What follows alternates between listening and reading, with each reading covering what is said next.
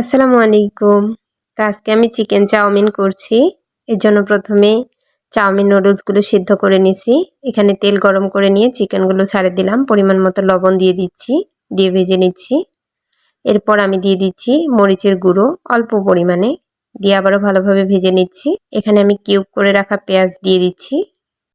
এগুলো হালকা ব্রাউন হওয়া পর্যন্ত ভেজে নিচ্ছি। এখানে আমি 3টের মতো কাঁচামরিচ দিয়েছি।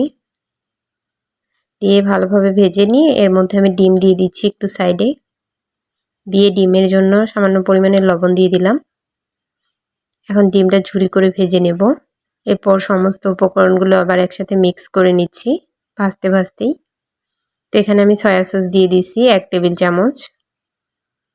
এরপর আমি এখানে 2 টেবিল চামচ টমেটো সস দিয়ে দিচ্ছি, দিয়ে আবারও ভালোভাবে ভেজে নিচ্ছি। এখানে আমি ম্যাগি মশলা দিলাম। এরপর আমি সিদ্ধ করে রাখা চাউমিনগুলো দিয়ে দিচ্ছি। এরপর আবার ম্যাগি মশলা দিয়ে দিচ্ছি, দিয়ে আবার ভালোভাবে নেড়েচেড়ে ভেজে নিচ্ছি।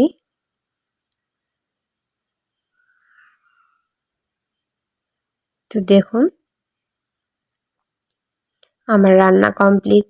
সবাই ট্রাই করবেন একবারের জন্য হলেও। তো সবাই ভালো থাকবেন। আল্লাহ হাফেজ। আসসালামু আলাইকুম।